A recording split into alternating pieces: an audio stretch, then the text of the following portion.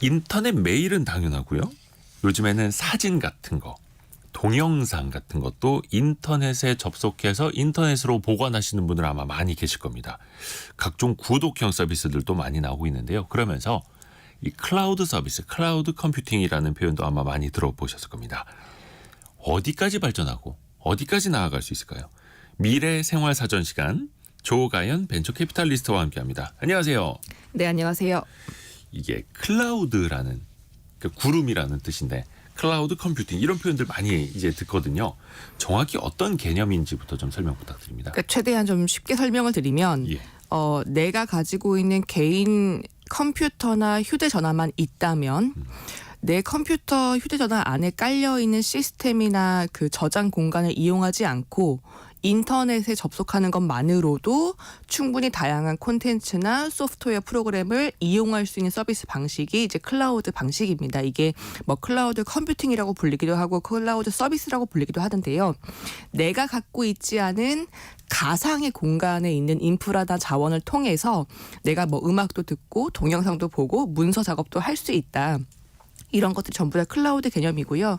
이 개념 자체는 2006년도부터 등장해 있었습니다. 그러니까 이 클라우드 산업의 어떻게 보면 천병이라고 할 수 있었던 구글에서 나왔던 아이디어인데 구글의 한 연구원이 정보통신 기술 자원을 내가 갖고 있지 않고 밖에서 필요한 만큼 돈 주고 빌려 쓰자라는 개념을 설명을 하면서 이 클라우드라고 하는 개념을 가지고 왔고요.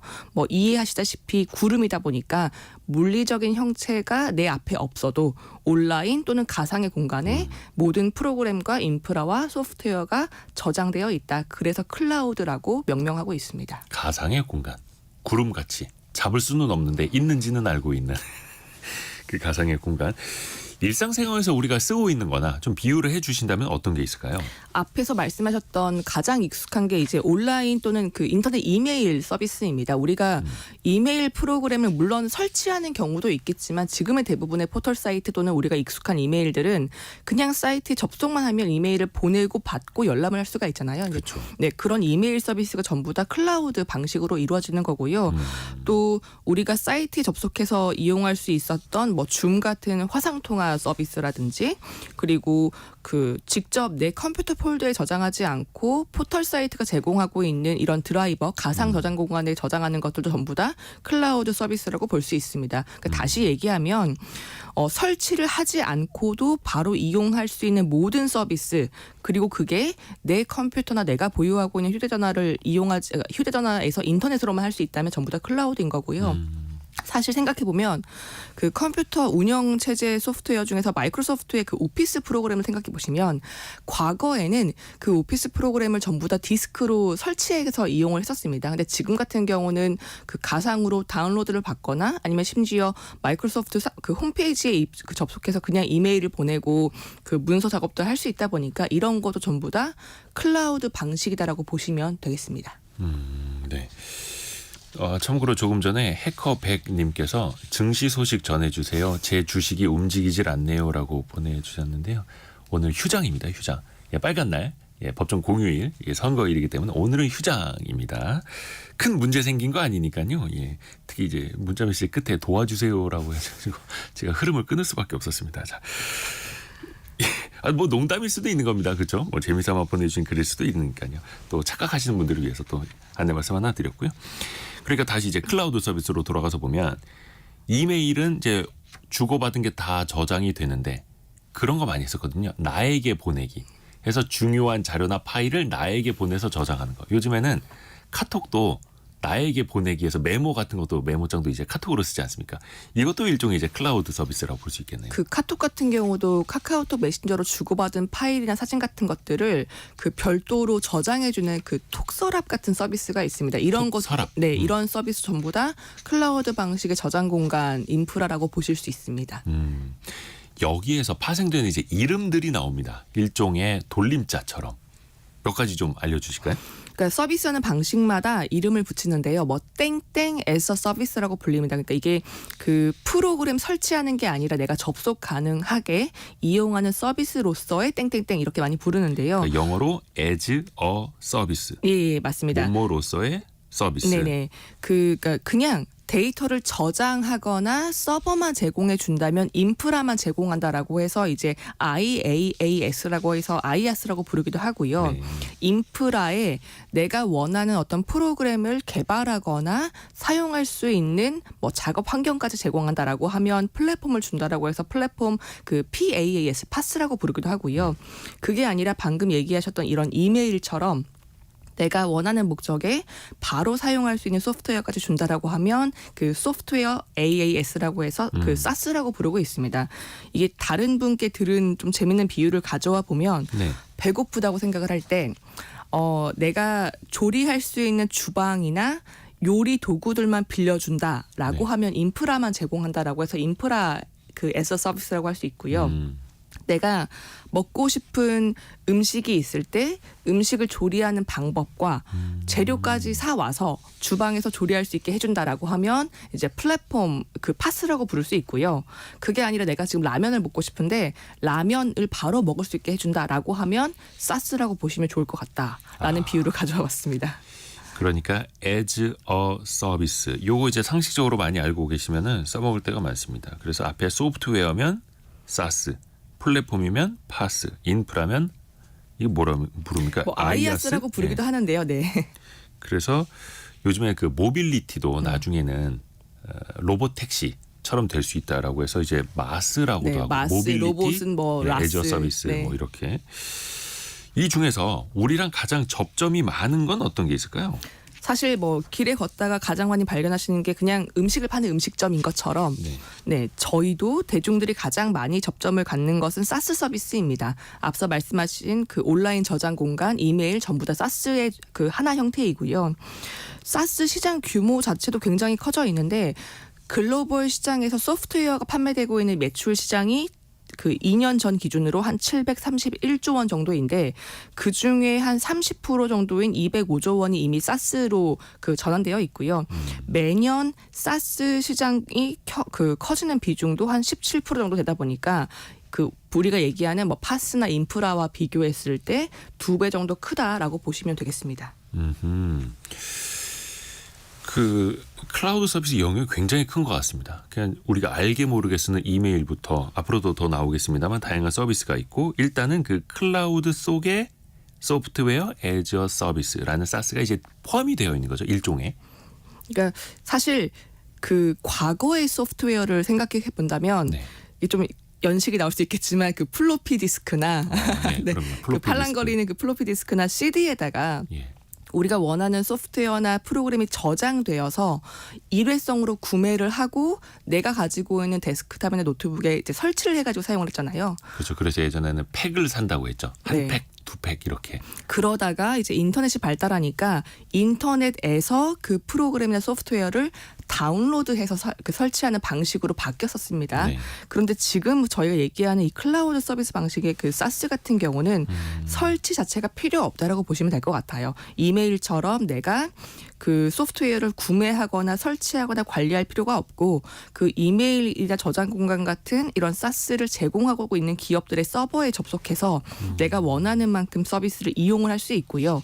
동시에 그 프로그램을 내가 업데이트하거나 관리할 필요가 없으니까 좀 편하고 사용자 같은 경우는 인터넷만 접속하면 된다라고 보시면 좋겠습니다. 특히 이러한 것들은 뭐 설치형에서 이런 접속하는 서비스형으로 바뀌는 그 패러다임은 이미 진행되고 있고 특히나 너무 당연하겠지만 통신망이 발달하고 또 대용량 이런 데이터를 처리하는 기술들이 좀 발달하고 그리고 컴퓨터나 휴대전 그 우리가 지금 쓰고 있는 핸드폰 같은 경우는 워낙 고도화되면서 이런 인프라의 전환은 너무 빠르게 이루어지고 있고요. 이제 그렇다 보니까 앞서 말씀드린 뭐 클라우드 방식의 산업, 사스 방식의 산업이 이미 전환되고 있다라고 보시면 좋겠습니다.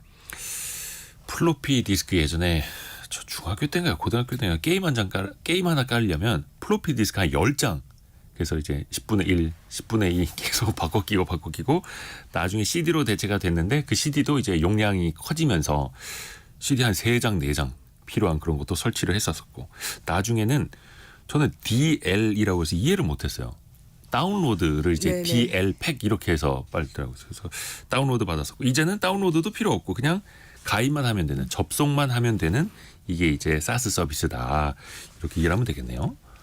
좋습니다. 이것도 좀 예를 들어 주실까요? 그러면은 아마도 많이 써보셨을 만한 그 서비스 중에 하나가 온라인 가상 저장 공간 서비스입니다. 이게 뭐 클라우드 스토리지라고 부르기도 하고 클라우드 기반의 파일 저장 서비스라고 이제 풀어가지고 얘기하기도 하는데요. 가장 많이 쓰시는 게 뭐 구글 드라이브나 마이크로소프트가 제공하고 있는 원드라이브거나 아니면 이제 조금은 신생 업체인 드롭박스 같은 이런 신생 기업들의 상대적인 신생 기업들의 서비스가 있고요.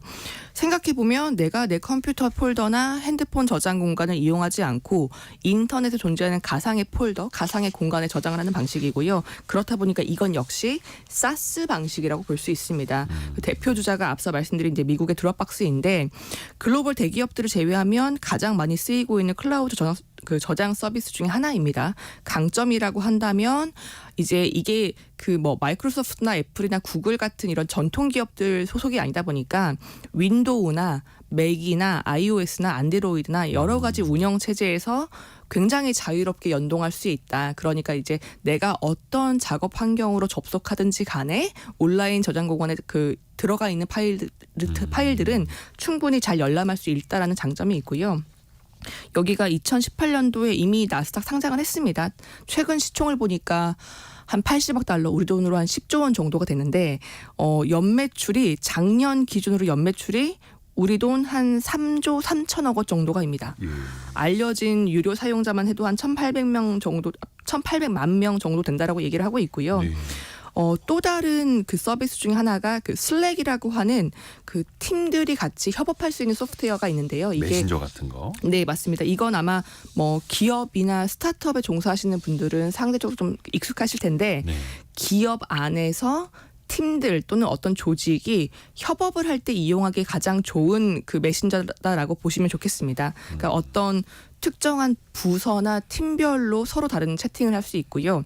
또 특정한 업무나 특정 프로젝트에 참여하는 사람들만 모아가지고 대화를 할 수도 있고 뭐 파일 같은 자료 공유는 당연히 가능하고요. 이게 일일 사용자 수가 적게 집계된 건 매일 1,000만 명, 많이 집계된 건 매일 한 3천만 명 정도가 쓰고 있다라고 알려져 있고 사실 저도 이제 기존에 업무할 때 많이 썼었는데 정말 써보면 안다라는 그 장점이 명확합니다. 맞아요. 굉장히 여러 가지 협업 프로그램들과 이런 그 오피스 같은 툴들을 하나의 플랫폼에 통합시켜 놓기 때문에 협업을 하기 굉장히 좋은 사스 프로그램이다라고 이야기되고 있습니다.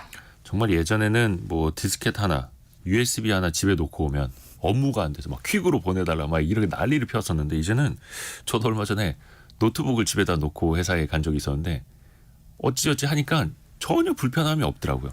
온라인으로 다 이제 클라우드로 다 되니까 세상이 바뀌었습니다.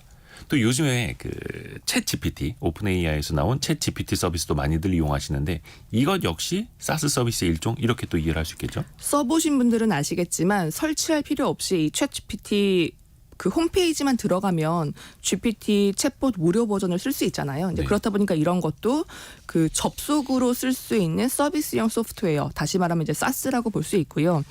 특히 이렇게 AI까지 붙어 있는 그 사스 시장이 굉장히 유망하긴 합니다. 뭐 마이크로소프트나 그 구글 같은 경우도 본인들의 이미 서버에다가 이런 AI를 덧붙여서 좀 더 고도화된 사스를 만들려고 노력을 하고 있고요. 물론 이건 역시 굉장히 그 여러 가지 인프라가 고도화되었고 통신망이 좋아졌고 데이터 센터가 굉장히 커졌기 때문에 이런 인프라가 가능했던 거기도 하고요.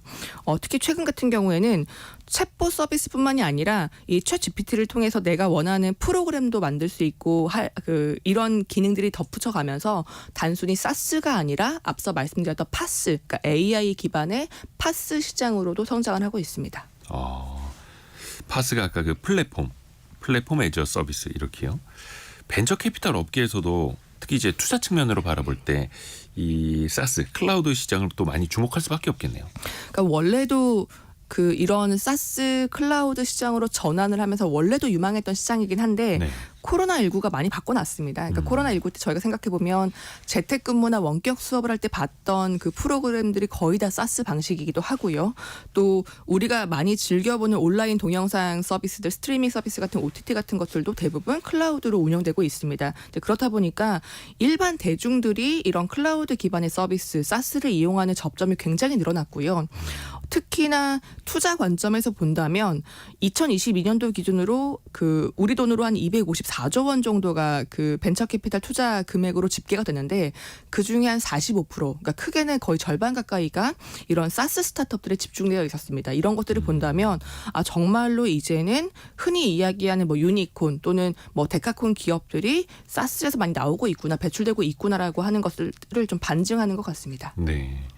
근데 또 이게 이용하는 사람 입장에서 보면은 매월 돈을 내야 되는 이른바 이제 구독형 정기 결제인데 돈을 내는 사람 입장에서 좀 부담스러울 수도 있는데 또 반대로 기업 입장에서는 혹은 그 기업에 투자하는 사람 입장에서 보면 되게 이게 또 매력 포인트가 되겠더라고요. 아까 얘기하셨던 것처럼 이제 과거의 소프트웨어, 뭐 게임을 예로 든다면 예. 저희가 그걸 게임을 실제로 실물을 구매해서 한번 일회성으로 썼잖아요. 박스에 들어있는 플로피 디스크나 이제 CD 몇 장 이렇게 샀죠. 근데 지금 같은 경우는 이제 잘 알려진 뭐 스팀 같은 이런 글로벌 플랫폼 서비스를 생각해 보면 이제 월 결제를 하고 있다 보니까 지속적으로 예상 가능하게 꾸준한 결제가 이루어진다. 그럼 기업 관점에서는 내가 예상할 수 있는 매출이 계속 발생한다는 관점에서 장점이긴 합니다. 그렇죠. 특히 이런 사스 같은 경우는 이제 결제 방식도 내가 좀 지금은 구독을 안 하고 싶어라고 하면 정지를 할 수도 있고 내가 비싼 요금제에서 저렴한 요금제로 갈아타고 싶어. 내가 이만큼의 온라인 저장 공간은 필요하지 않은 것 같아. 좀 낮은 가격대로 바꾸고 싶어라고 한다면 바꿀 수도 있다 보니까 사실 요즘의 그 소비자들 성향을 생각하면 좀 가격 허들이 가격 어떤 그 부담이 굉장히 유연하다라는 장점이 좀 있고요. 그런 점에서 투자를 할 때에도 지속적으로 결제나 매출이 발생하는데 또 소비자에게 여러 가지 가격 정책을 제시할 수 있다라는 장점이 투자 관점에서는 좀 좋은 쪽으로 해석되고 있습니다. 또 소비자 입장에서는 한 100기가 어치 내 저장 용량을 거기다가 넣어놨는데 아니면 내가 쓰던 그 뭐 패턴 같은 게 거기다 있는데 이거를 경쟁사로 한 방에 갈아타기도 힘들어지고 그러다 보니까 이게 기업 입장에서 혹은 그 기업에 투자하는 투자자 입장에서 보면은 그게 또 하나의 매력이 될 수도 있는 거예요. 사실 내가 뭘 결제하고 구독하고 있는지 모를 때도 많잖아요. 까먹을 때 있어요. 어쩌다가 저도 얼마 전에 무슨 해외 결제 6만 몇 천이 나온 거에서 이게 뭐지? 카드가 해킹된다. 근데 제가 이제 1년에 한 번씩 구독하던 그 서비스 그 비용이더라고요. 이게 또 그 기업들한테는 또 좋은 또 수익이 되는 거고요. 근데 이런 저처럼 이런 개인 고객보다 기업 고객이 있는 스타트업이 더 인기가 많다고요? 생각해보면 뭐 생수를 팔아도 개인 가정집에서 사가는 용량과 그 뭐 8층짜리 기업에서 사가는 용량이 다를 거잖아요. 근데 네. 그렇기 때문에 아주 간단하게는 기업들이 인프라에 투자하는 규모가 크다 보니까 객단가가 높아진다. 즉 매출이 많이 발생한다라는 점에서 기업을 고객으로 가지고 있는 흔히 말하는 이제 B2B 사스 스타트업들을 선호하고 있기도 하고요. 또 개인도 사실 한번 가입해서 쓰고 있으면 바꾸기가 쉽지 않은데 기업 같은 경우는 더더욱 그렇습니다. 그렇다 보니까 한번 도입하면 뭐 대규모 뭐 감원이나 폐업이 있지 않은 이상은 서비스 변경이나 해지율이 낮다라는 점도 장점이기도 합니다. 또 설치형이 아니다 보니까 기업 고객이 원하면 실시간으로 업그레이드 해주거나 고도화해주는 것도 비대면도 좀 할 수 있고요. 또 동시에 우리가 지금까지는 이런 A부터 뭐 G까지만 기능이 있었는데 추가 기능이 생겼어요라고 하면서 정기 구독 가격을 조금 높일 수도 있습니다. 그렇다 보니까 매출을 확대할 수 있는 가능성도 높다라는 점 때문에 이런 기업을 고객으로 가지고 있는 B2B 사스 스타트업들이 좀 유망하다라고 보이고 있고요. 이제 소위 얘기해서 이게 이제 월간 결제, 연간 결제 하면서 이탈률이 좀 낮다 보니까 소위 이제 뭐 알짜배기 매출이 나온다라는 점들을 좀 강조하고 있습니다. 4013님이 업데이트되면서 구독료가 점점 올라가고 있어요라고 또 지적을 또 해주셨습니다. 그러면 이제 기업들이 이제 어떻게 보면 이제 사스 기업들에게는 굉장히 큰 선 고객인데 정작 기업들은 그러면 클라우드 특히 이제 사스 서비스를 많이 도입하는 추세입니까? 사실 지난 몇 년 동안 굉장히 폭발적으로 성장했다라고 숫자로는 그렇게 보이고 있고요. 네. 원래도 기업을 대상으로 한 이런 IT나 정보통신 인프라 비즈니스는 존재했습니다. 다만 그때에는 자체적으로 내부에 서버를 두고 소프트웨어를 설치해야 되는 소위 이제 온 프레미스 시장이라고 불렸던 산업인데요. 다시 얘기해드리면 기업이나 특정 조직이 본인들이 필요한 만큼 하드웨어나 소프트웨어 같은 이런 뭐 컴퓨터 환경이나 그 프로그램들을 자체적으로 구입을 해서 구축하고 유지 관리하는 것들이 이제 온 프레미스 시장이었습니다. 생각해 보면 뭐 오피스나 한글 프로그램 같은 것들도 모든 컴퓨터마다 깔아가지고 이제 운영을 했었었고요. 이게 좀 안 좋은 점이 아무래도 초반에 컴퓨터도 많이 사야 되고 내부에 서버 인프라도 만들어야 되고 하다 보니까 초기 이제 구축 비용이 좀 상대적으로 높은 편이고요. 또 유지 보수도 물론 외부의 그 온프레미스 서비스 회사가 해주기도 하지만 어느 정도는 직접 해야 되는 것들도 있고요. 또 생각해 보면 사람이 늘거나 줄면 그만큼 유연하게 뭐 서버를 줄이거나 늘리기는 쉽지 않습니다. 네. 그러니까 좀 약간 경직되어 있는 인프라였다라고 보기도 하고요. 또 요즘 같은 경우는 왜 회사에서 일을 할 때도 우리 데이터를 가지고 일을 하자라는 얘기를 많이 하는데 네. 사실은 이렇게 컴퓨터나 어떤 인프라 서버마다 데이터나 이 정보가 분산되어 있다 보니까 좀 의미 있는 데이터를 한눈에 보기 어려웠다라는 것들이 이제 기존의 어떤 기업 인프라 산업의 단점 또는 약점으로 이야기되고 있는 부분들입니다. 반대로 지금 저희가 이야기하고 있는 이제 클라우드 방식의 사스 인프라 같은 경우는 사실은 뭐 소프트웨어를 이제 구독하면 되다 보니까 초기 비용이 조금 덜 들어간다라는 게 있고요. 또 내가 뭐 직접 이거 그 고장난 거 바꿔주세요. 아니면 업데이트 해주세요라고 말하지 않아도 서비스를 제공하는 업체가 알아서 제공을 해주고 있고요. 그렇죠. 네. 그리고 기업이 좀 사람이 늘고 줄어드는 이런 조직 상황에 맞게 좀 유연하게 구독 모델을 바꿔간다는 점도 장점이기도 하고요. 그래서 최근 같은 경우에는 이런 기업 고객을 대상으로 인프라를 클라우드 방식으로 제공하는 이제 B2B 사스 기업들에 대한 그 시장이 좀 커지고 있다라고 이야기하고 있습니다. 직원이 퇴사하더라도 그 아이디만 삭제하면 되는 또 이런 또 간편함도 있는 거고, 지난번에 코로나 때도 우리가 많이 느꼈습니다만 재택근무, 원격 근무가 가능한 배경에도 이 클라우드 또 사스 서비스가 있는 거고요. 기업들 입장에서는 그럼 훨씬 더 유리할 수 있겠네요. 이걸 이용하는 게 훨씬 더 유리하다라는 거고. 근데 이제 UI, UX라고도 하죠. 그 인터페이스라든지 사용자 경험에 또 익숙해져 버리면, 그것도 직원들 한 100명, 뭐 500명이 익숙해져 버리면 이걸 또 바꾸기도 또 쉽지는 않을 테고요. 생각해 보면 우리한테 익숙한 게 넷플릭스 같은 OTT 서비스도 사스 서비스로 볼 수 있겠죠? 그러니까 넷플릭스 자체도 온라인 스트리밍 서비스를 제공하고 있으니까 사스라고 볼 수도 있고요. 네. 또 넷플릭스 자체도 본인들의 인프라를 설치형에서 사스형으로 바꾸면서 혜택을 보기도 했습니다. 사실 넷플릭스가 맨 처음에 사업 시작은 온라인을 통해서 주문형으로 원하는 DVD를 보내주는 사업을 하다가 배달을 하다가 이제 온라인 스트리밍 서비스로 이제 그 사업을 전환시켰는데요. 근데 이 과정에서 본인들이 가지고 있던 인프라를 대대적으로 클라우드 온라인 공간으로 이제 이사를 한다라는 그 과정을 거쳤습니다. 네. 그 이유가 뭐냐면 원래는 대규모 데이터 센터를 구축해가지고 이 그 서버를 돌리고 있었는데 한 번 3일 정도 이 데이터 센터에 사고가 났던 게 있더라고요. 이제 그러다 보니까 오프라인 물리적인 공간 하나에 사고가 나면 이제 서비스가 좀 흔들리다 보니까 이럴 바에는 우리가 온라인으로 바꾸자라고 해서 클라우드 인프라로 온라인 이사를 했고요. 그 결과 2016년에는 가지고 있던 오프라인 데이터 센터를 모두 폐쇄시켰습니다. 그러니까 오프라인 공간 데이터 센터는 존재하지 않고요. 모든 정보와 그 전산 시스템을 100% 클라우드로 돌리고 있고, 넷플릭스가 그동안 했던 인터뷰들을 보면 그 덕분에 우리가 좀 원활한 글로벌 그리고 실시간 스트리밍 서비스를 할 수 있게 됐다라고 얘기를 하고 있고, 또 그 클라우드 서버 같은 경우는 원하는 만큼 사이즈를 뭐 키웠다가 줄일 수 있다 보니까 뭐 굉장히 큰 저장 용량을 몇 분 안에 추가할 수도 있다, 그런 장점이 있다라고 얘기는 하고 있습니다. 외부의 데이터 센터를 더 위탁해서 사용하기도 하고, 넷플릭스가 기술적으로 많이 발전해 있더라고요. 뭐 예를 들어서 스트리밍이 몰리는 시간에 왜 버퍼링이 뜰 수 있는데, 그걸 사람들이 많이 안 보는 시간에 데이터를 그쪽으로 먼저 보내놔서 마치 이제 물류센터에서 수요가 몰리기 전에 물건 그쪽으로 먼저 보내놓는 것처럼 신기한 게 많이 있습니다. 그러면 이 사스, 소프트웨어 애저 서비스, 이 사스를 이끌어가는 기업들은 또 어디가 있을까요? 대표적인 기업들은 그냥 머릿속에 떠오르시는 대기업들입니다. 마이크로소프트, 구글, 그리고 뭐 오라클, 세일즈포스 같은 이런 인프라 기업들이 전부 다 미국에 기반한 그 사스 IT 대기업들이고요. 네. 사실 그 인프라나 그 사스 서비스 영역에서 거의 점유율을 핑퐁하면서 경쟁을 하고 있습니다. 대부분 1위, 2위를 앞다투고 있는 상황이고 사실 우리에게는 어쩌면 설치형 기업으로 좀 더 익숙했을 만한 어도비 같은 그 디자인 프로그램을 판매하고 있는 어도비 같은 경우도 뭐 포토샵 같은 거. 네, 2011년도부터 이미 설치형 소프트웨어 사스로 전환을 하고 있습니다. 그래서 여기도 이미 대표적인 사스 기업 중에 하나다라고 보시면 되겠습니다. 근데 이제 각종 기업들이 앞에서 이야기했던 것처럼 구독 경제라든지 정기 결제로 사람들이 이제 붙잡아 놓으려고 하고 그렇게 이용하기 위해서 클라우드 또 사스 서비스를 이용하는 건데 마이크로소프트가 그 챗 GPT 만든 오픈 AI에 전략적인 투자를 했잖아요. 엄청난 금액을. 이것 역시 뭔가 좀 구독 경제형으로 가져가려고 하는 거죠.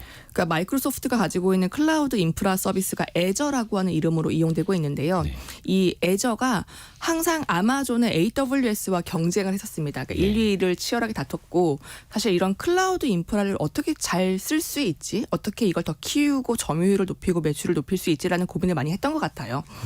사실 생성형 AI 시장을 생각해 보면 기존과 비교하기 어려울 정도로 막대한 크기의 네트워크와 막대한 크기의 데이터 처리가 필요합니다. 그러려면 온라인으로 돌아가는 클라우드 인프라가 굉장히 탄탄하게 받쳐줘야 되고요. 사실 마이크로소프트 같은 경우는 그럼 전략적으로 향후에 인터넷 그 사용을 가장 많이 할 만한 영역을 좀 선점해 보자라는 판단을 했던 것 같습니다. 그래서 본인의 파트너사이자 자회사인 그 오픈 AI에 투자를 함으로써 이 챗 GPT의 인프라를 본인들의 애저 위에 올려놓은 거고요. 실제로 그 판단이 좀 유효했던 것 같은 게 사실상 이런 초대형 생성형 AI 시장에서는 마이크로소프트가 1차 승리자라고 네. 보고 있고요. 그 덕분에 그 마이크로소프트의 그 클라우드 인프라 애저가 2027년 기준으로 이 클라우드 인프라 시장에서는 아마존을 제치고 시장 점유율이 1위가 될 것이다라고 예상은 하고 있습니다. 어떻게 보면 이제 데이터를 위탁 보관해주는 창고 사업인데 그 창고 안에 사람들이 와서 계속해서 이용할 수 있는 콘텐츠를 담는 것. 그렇게 해서 이제 AI 서비스까지 붙이는 거고요. 근데 지금은 우리가 뭐 아마존이니 또 얼마 전에도 메타라든지 마이크로소프트 이야기를 많이 하고 있는데 이 사스 시장의 부흥기를 이끈 기업이 주인공이 또 따로 있다면서요. 아까 이제 B2B 사스의 유망함을 좀 말씀드렸는데 그 시작점인 회사가 있습니다. 그 1999년도에 설립한 세일즈포스라고 하는 미국 기업이 대표적인 클라우드 기반 B2B 사스 기업이라고 할 수 있고요. 세일즈포스 기업이 뭐 하는 회사입니까? 여기가 그러니까 기업 고객을 위해서 어떤 통합된 고객 데이터 관리, 그러니까 예를 들어 마케팅 뭐 메일을 맞춤형으로 전송을 해준다거나 고객들의 그 데이터를 통합해가지고 어떤 대리점에서 어떤 그 고객 관리를 하면 좋을지 안내해준다거나 뭐 자동 챗봇 같은 경우도 있고요. 그러니까 흔히 얘기해서 기업을 위해 모든 업무를 클라우드로 처리해주는 플랫폼을 가지고 있다고 보시면 좋을 것 같습니다. 그러니까 세일즈를 강력하게 지원해 줄 수 있는 회사. 그래서 세일즈포스. 네네. 사실은 이것과 동일한 서비스를 오라클이라고 하는 대기업이 설치형 방식으로 이미 하고 있었습니다. 근데 그것과 정반대로 온라인 기반으로 시작한 게 세일즈포스이고요.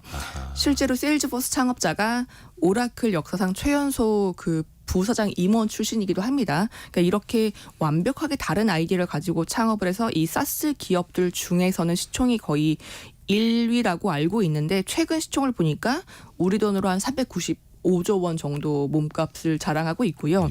매출액도 2022년 기준으로 265억 달러.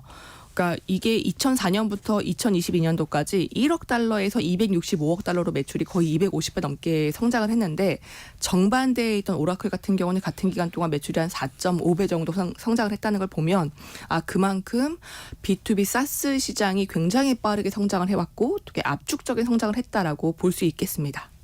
근데 이 세일즈포스가 M&A 인수합병도 활발하게 하나요? 앞서 말씀드렸던 슬랙이라고 하는 그 기업형 협업 프로그램을 인수한 게 대표적인 사례입니다. 사실 세일즈포스는 2013년도 이후에 우리 돈으로 1조 원 넘는 인수만 5개 이상 했었고요. 예. 가장 주목할 만한 게 이 슬랙인데 슬랙을 2021년도에 우리 돈으로 한 30조 원 정도의 인수를 했습니다. 근데 이 30조 원이라고 하는 금액이 2027년도에 전 세계 이 협업 소프트웨어 산업 자체가 그 정도 규모일 것이다라고 전망하고 있거든요. 그러면 그 시장 전체에 맞먹는 돈을 주고 인수를 한 거고요. 왜 인수했냐라고 이유를 찾아보면 사실 기업 안에서 모든 의사소통을 슬랙으로 한다라고 가정했을 때 그러면 기업 안에 있는 모든 데이터가 슬랙으로 모이는 겁니다. 소위 얘기해서 이제 데이터의 허브다. 그리고 기업 또는 조직 안에서 일하기 위한 뭐 통합 플랫폼이다라고 볼 수 있다 보니까 소프트웨어 그 세일즈포스 관점에서는 이러한 소프트웨어를 본인들 산하에 두는 것이 필요했고 그래서 우리 돈 30조 원이라고 하는 막대한 돈을 내고서라도 슬랙을 인수했다라고 해석하는 게 시장의 관점입니다. 30조 원짜리 M&A 어마어마합니다.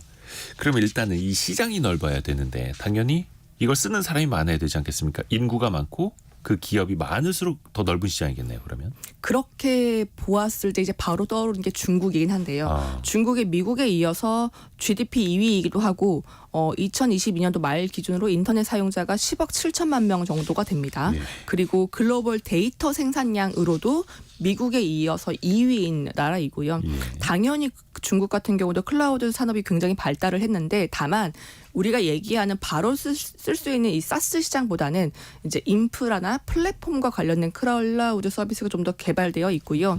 흔히 우리가 머릿속에 떠오르는 알리바바는 알리바바 클라우드 사업을 하고 있고 네. 중국의 구글이라고 불리는 바이두 같은 경우도 바이두 스마트 클라우드 서비스를 하고 있고요. 텐센트 같은 경우는 자사가 워낙 이제 뭐 게임이나 이런 영상에 특화되어 있다 보니까 게임에 특화되어 있는 클라우드 인프라들을 개발해서 제공을 하고 있습니다. 비슷하게 인도 같은 경우도 굉장히 데이터를 많이 생산하고 있어서 인도의 클라우드 사스 산업도 뭐 전 세계 한 20%까지 성장할 것이다라는 전망도 나오고 있습니다. 근데 중국에서는 아예 국가가 정책적으로 이렇게 사스로 전환하라고 밀어붙인다고요? 작년에 중국이 우리는 이제 디지털 경제를 해야 된다라고 선포를 했고요.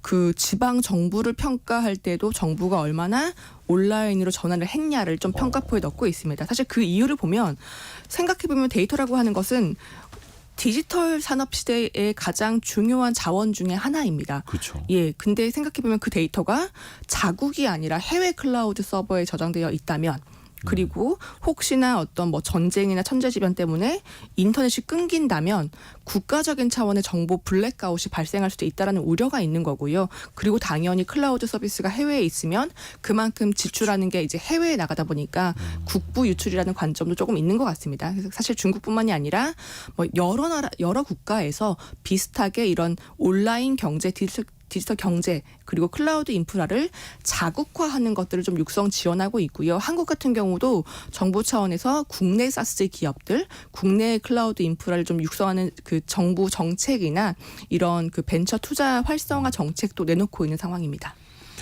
그래서 이게 데이터 센터가 어디에 있느냐, 그 데이터, 각종 기업의 중요한 자료들이 해외 데이터 센터로 가는 것에 대해서도 각국 정부가 또 민감할 수밖에 없는 거고요. 이 데이터가 어떻게 보면 안보에 이를 만큼 중요하다는 방증이기도 하겠네요.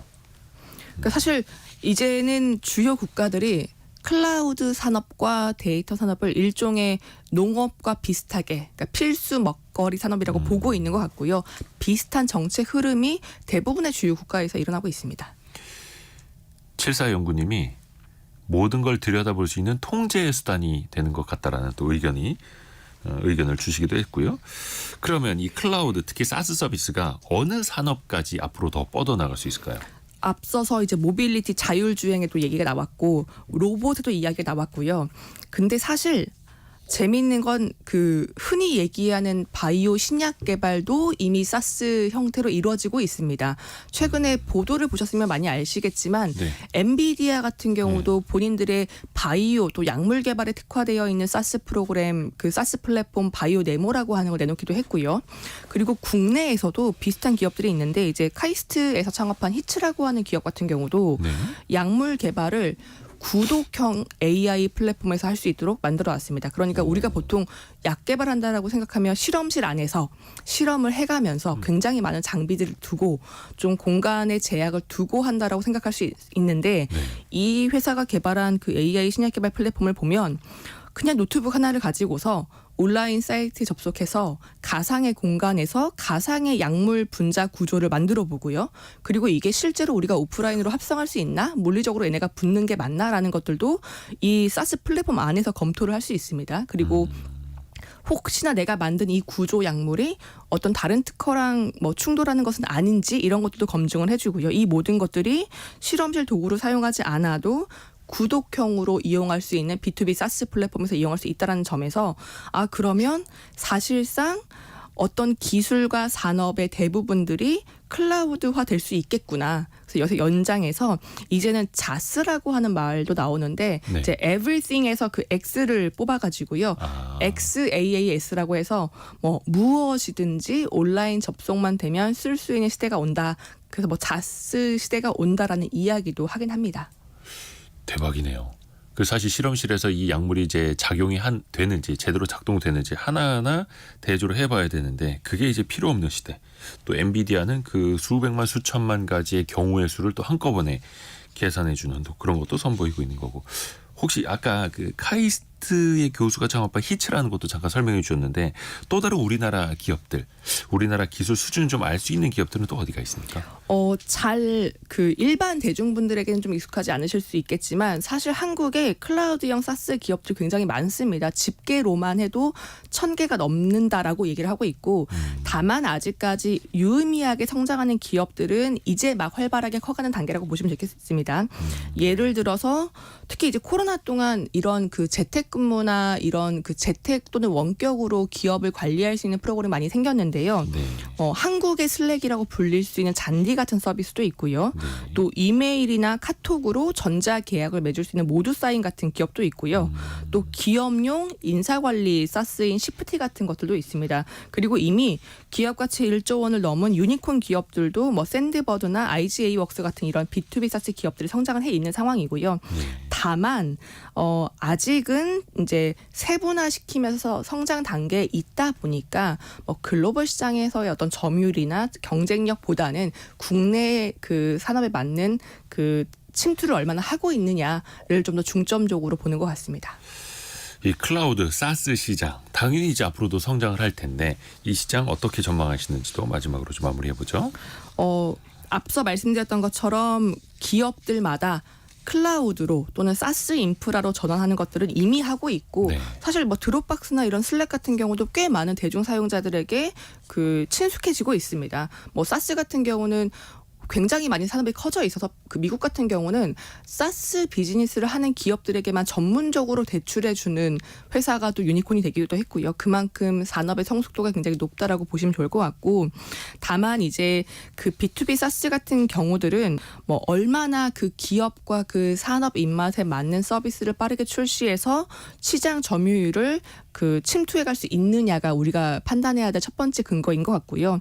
또 중장기적으로는 뭐 대기업이 아니라 중소기업 또는 중소자영업자, 영세 상공인들을 위한 사스도 만들어지고 있기 때문에 뭐 시장 자체는 충분히 개화해 있고 또 성장할 만한 분야가 많이 남아있다라고 보고 싶습니다. 오늘은 클라우드 그 중에서도 소프트웨어, 애저 서비스, 이 사스 시장에 대해서도 살펴봤습니다. 벤처 캐피탈리스트 조가연님과 함께했습니다. 고맙습니다. 네, 감사합니다.